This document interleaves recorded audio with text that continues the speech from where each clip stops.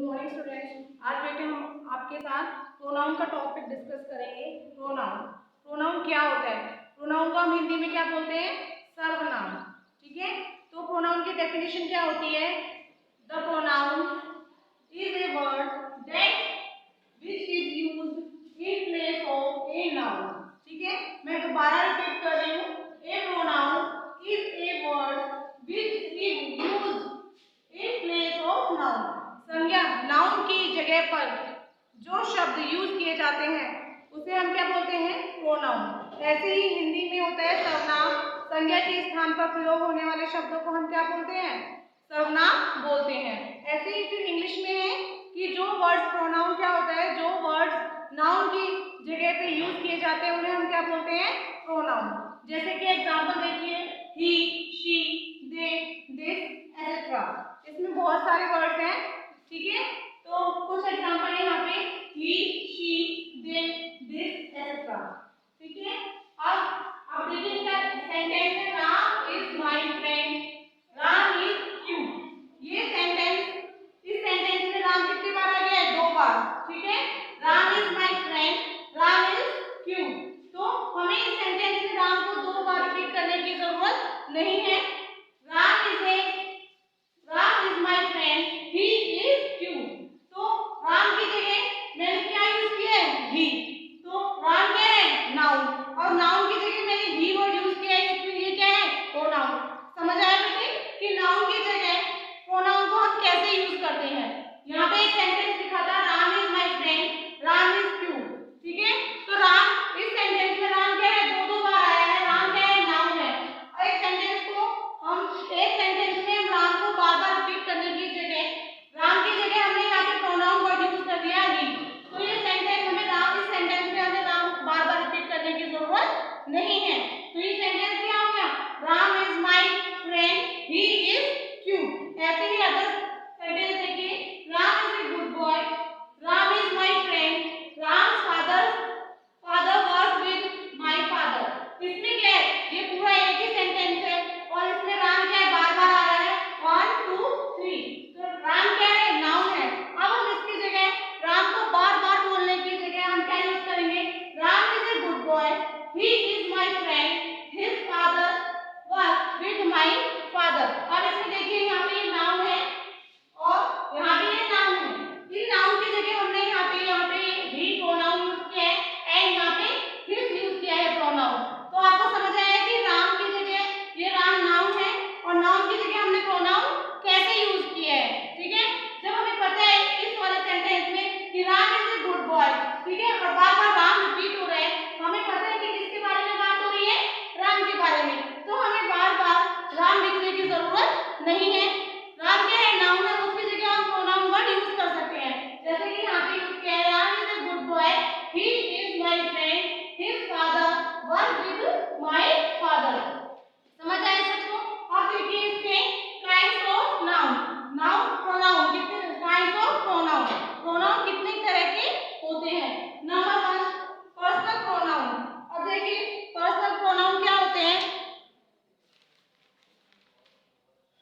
Personal pronouns are used to for person or things. They can be used both as subject and object of the verb. ये किसी special person के लिए और किसी चीज के लिए यूज किए जाते हैं। ठीक है, ये सब्जेक्ट के रूप में भी यूज हो सकते हैं और ऑब्जेक्ट के रूप में भी यूज किए जा सकते हैं। तो इनके क्या है? एग्जाम्पल क्या है? देखिए इनके एग्जाम्पल ये है, देखिए कि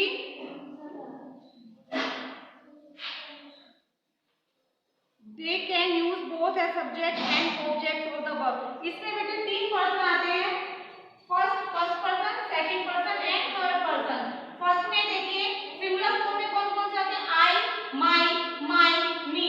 और ये प्लूरल फॉर्म में क्या होते हैं? वी, आवर, अस।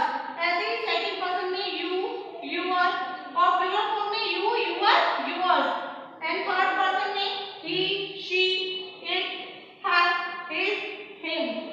और ये प्लूरल फॉर्म में चेंज होंगे, दे, देम, देयर। ठीक है, अब इसके बाद है सेकंड नॉमिनेटिव या सब्जेक्टिव। इसमें क्या होता है? When a personal pronoun is used as a subject of a sentence. जब किसी सेंटेंस में जो प्रोनाउन होता है वो सब्जेक्ट के रूप में यूज होता है, तो वहाँ पे कौन सा केस होता है, नॉमिनेटिव केस या सब्जेक्टिव केस। इसके एग्जांपल देखिए, जैसे कि दे रन फास्ट, तो प्रोनाउन कहाँ आ गया स्टार्टिंग में, और ये क्या है, सब्जेक्ट है, इसलिए इसको हम क्या बोलेंगे, subjective pronoun. Number 2, possessive pronoun. Kishore broke his leg. देखिए पॉजेसिव प्रोनाउन क्या होता है, when a personal pronoun is used to show possession, it is in possessive case. जब कोई प्रोनाउन किसी चीज पे अपना पोजीशन मीन्स अपना अधिकार जताता है, तो वहां पे कौन सा प्रोनाउन होता है, पॉजेसिव प्रोनाउन होता है। जैसे कि देखिए, किशोर ब्रोक हिज लेग, किशोर ने अपनी लेग को तोड़ लिया, ब्रोक कर लिया अपनी लेग को, तो लेग किसकी है, किशोर की, तो किशोर का लेग का क्या है, पोजीशन है, तो यहाँ पर क्या हो गया, पोजीशन प्रोनाउन। अब देखिए third, objective case. Objective pronoun, जहाँ पे प्रोनाउन ऑब्जेक्ट के रूप में यूज होते हैं, वहां पर क्या होता है, ऑब्जेक्टिव प्रोनाउन होता है। जैसे कि देखिए, द टीचर पनिश्ड हिम, इसमें प्रोनाउन क्या है, हिम, और ये हमारा क्या है, ऑब्जेक्ट, इसलिए यहाँ पे कौन सा प्रोनाउन होगा, ऑब्जेक्टिव प्रोनाउन।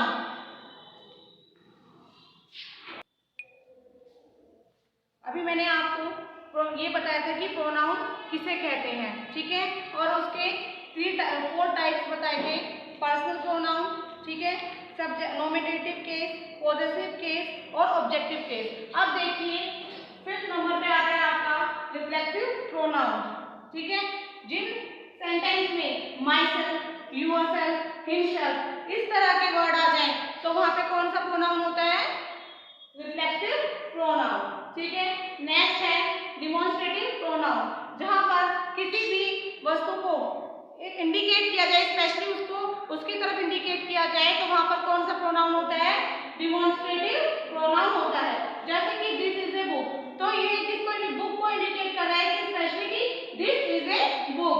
सेकंड क्या है, दीज आर बुक, यहाँ पे क्या है, दीज वर्ड जो है, दीज प्रोनाउन जो है वो किसको इंडिकेट कर रहा है, बुक्स को, तो यहाँ पर कौन सा प्रोनाउन हो जाएगा आपका, डिमॉन्स्ट्रेटिव प्रोनाउन।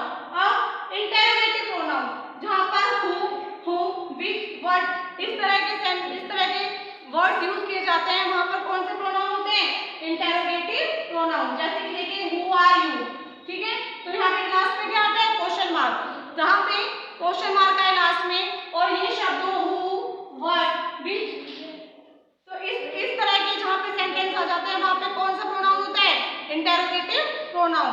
बेटा अब जो इसकी बुक की जो एक्सरसाइज है वो मैं आपको लिख कर भेजूंगी, और आपको अपनी बुक में सुंदर सुंदर लिखनी है, और इसका जो रिटन वर्क है जो आपको नोटबुक में लिखना है वो भी लिख कर भेजूंगी, वो आपको अपनी नोटबुक में करना है सुंदर सुंदर। और जब मैं इसकी आपको PDF भेजूंगी, तो इसके साथ एक एप्लीकेशन भी भेजूंगी, वो आपको अपनी नोटबुक में लिखनी है। तो थैंक यू बेटे।